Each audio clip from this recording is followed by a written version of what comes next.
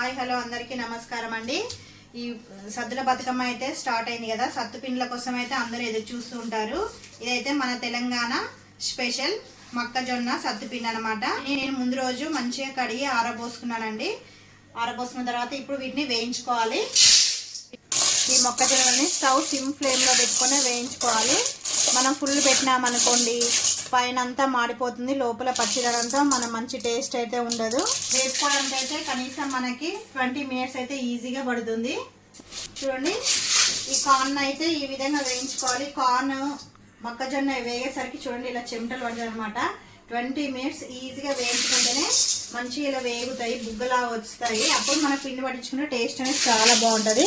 చూడండి, నాకు షాప్లో మంచిగా వీటి మూలలన్నీ తెల్లగా ఉంటాయి, అవి తీసి ఇచ్చారు షాప్లోనే. ఇప్పుడు ఇవి వేయిపోయాయి. ఈ మొక్కజొన్నలు మాత్రం బయట పట్టించుకోవాలి. మన మిక్సీలో పట్టించుకుంటే మిక్సీ అయితే పాడైపోతుంది.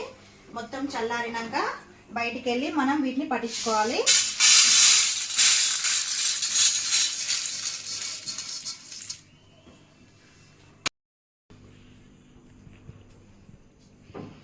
సత్తి పిండిని అయితే మొక్కజొన్న పిండిని అయితే మిక్సీలో పట్టించుకొచ్చినాం పెద్ద గ్రైండర్ దగ్గర. మిక్సీ అయితే ఖరాబ్ అయిపోతుంది కాబట్టి బయటికి వెళ్ళి పట్టించుకొచ్చినాము. చాలా వేడిగా ఉంది.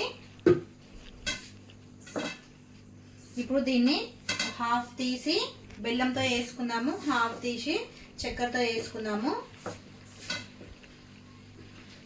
చూడండి, హాఫ్ చేసిన ఈ పౌడర్ని చేసి ఇందులోనే బెల్లం నేను ఆల్రెడీ ఒక డబ్బాలో మంచిగా వేసేసుకుని పెట్టేసుకున్నా. ఈ పౌడర్కి ఇంత బెల్లం అయితే సరిపోతుంది. నేను ఇందులోనే ఇలాచీలు కూడా ఇందులోనే వేసి పట్టించా, మంచం పిండిలో మిక్స్ అవుతుందని. ఇప్పుడు ఈ పిండిలో మనము బెల్లాన్ని ఈ విధంగా కలిపేసుకుంటే సత్తు పిండి అయితే ఒకటి రెడీ అయిపోతుంది.